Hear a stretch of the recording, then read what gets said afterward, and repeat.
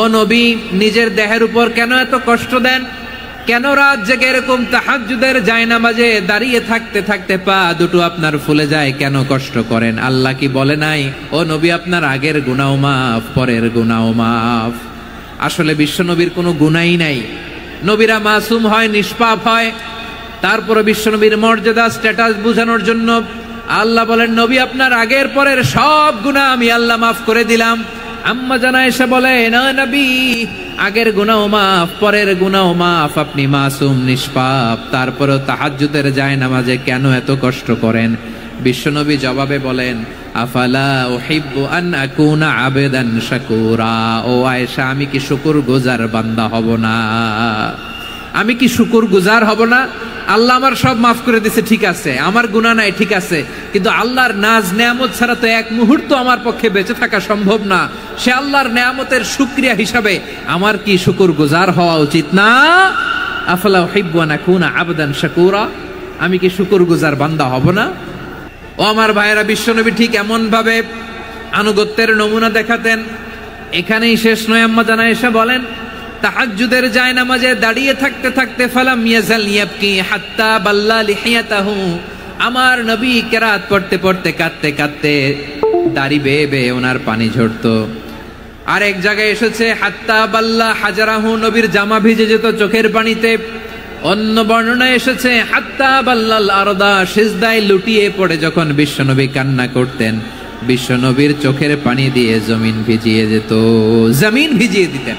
কি আনুগত্য! এরপরে নামাজ শেষে দোয়ার মধ্যে বিশ্বনবী বলতেন, আল্লাহুম্মা ইন্নী আবদুক, ও আমার আল্লাহ, আমি আপনার দাস। ওয়াবনু আবদিক, দাসের ঘরের দাস। ওয়াবনু আমাতিক, দাসীর ঘরের দাস। সুবহানাল্লাহ, কি বিনয়! দোয়াতে বলতেন, আল্লাহ আমি আপনার দাস। দাসের ঘরের দাস মানে আমার বাবা আব্দুল্লাহ আপনার দাস। দাসীর ঘরের দাস মানে আমার মা আমিনা আপনার দাস। সুবহানাল্লাহ। নাসিয়াতি বিয়াদিক, আমার মাথার চুলের ঝুঁটি আপনার হাতের মুঠোয়, আপনি যেখানে টানেন ওইখানে আমি যেতে বাধ্য। আপনি আমার চুল ধরে ডানে টান দিলে আমি ডানে যাই, বায়ে টান দিলে আমি বায়ে যাই। আমার কোনো ক্ষমতা নাই, সব ক্ষমতা আপনার। দেখেন, যেই নবীর কোনো গুনাহ নাই, উনি দোয়ার সময় বলতেন, আল্লাহ আমি আপনার দাস, দাসের ঘরের দাস, দাসীর ঘরের দাস। আমার মাথার চুলের ঝুঁটি আপনার হাতের কবজার ভিতরে, এদিকে টান দিলে আমি এদিকে যেতে বাধ্য, ওদিকে টান দিলে ওদিকে যেতে বাধ্য। যেই নবীর কোনো গুনাহ নাই, নামাজে দাঁড়িয়ে থাকতে থাকতে পা ফুলায় ফেলতেন। যেই নবী নিষ্পাপ, কোনো গুনাহ নাই, কাঁদতে কাঁদতে দাড়ি ভিজায় ফেলতেন, জামা ভিজায় ফেলতেন, সিজদায় পরে জমিন ভিজায় ফেলতেন। পড়েন সুবহানাল্লাহ। তাহলে আমাদেরকে কেমন অনুগত হওয়া উচিত? আমাদের তো গুনাহ নাই নাকি? বিশ্বনবীর যেমনি গুনাহ নাই, আমাদের তো গুনাহ নাই না? গুনাহ টুনা আছে আপনাদের? হ্যাঁ, যে বিশৃঙ্খলা করতেছেন, গুনাহ তো নাই আপনাদের? হ্যাঁ, গুনাহ আছে আমাদের?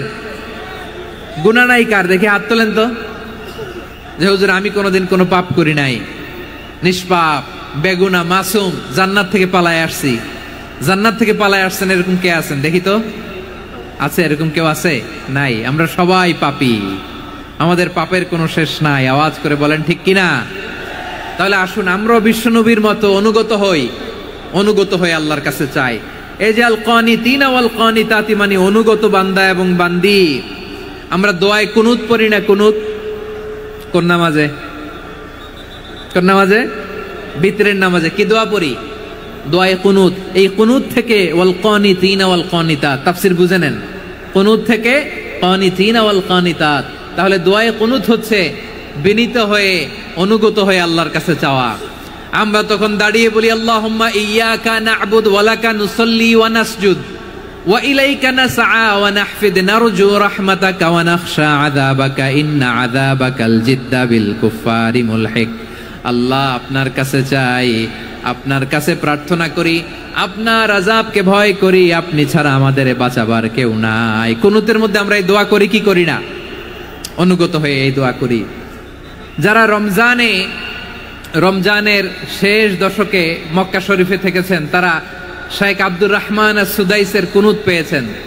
যারা পেয়েছেন অথবা কেউ টিভিতে ভিডিওতে দেখেছেন, শেখ আব্দুর রহমান সুদাইস 27-এর আলোচনায় 45 মিনিট থেকে 1 ঘন্টা দোয়ায় কুনুত পড়ে। কতক্ষণ?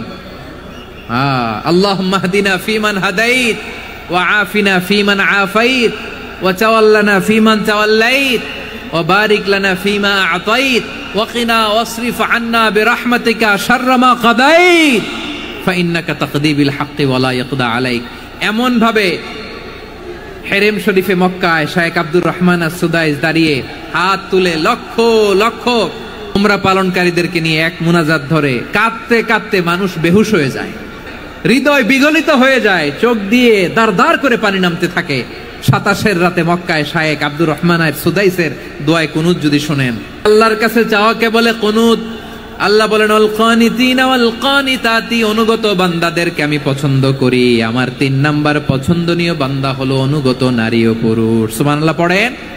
এর মধ্যে 3টা চলে গেল, কয়টা? তো এরকম মাছ বাজারে গরুর হাটের মধ্যে কি আমি তাফসীর করলে হবে? তো ইটস লাইক এ গরুর হাট। এটা তো মাছ বাজারের মতো হয়ে গেছে আমার ভাইয়েরা। এত অনুরোধ অনুনয় বিনয় করার পরেও একটু শান্ত হবেন না আপনারা? আর কয়েকটা মিনিট শান্ত হবেন না? তাহলে 1 নম্বরে আমরা আল্লাহর কাছে আত্মসমর্পণ করলাম, মুসলিমিন মুসলিমাত।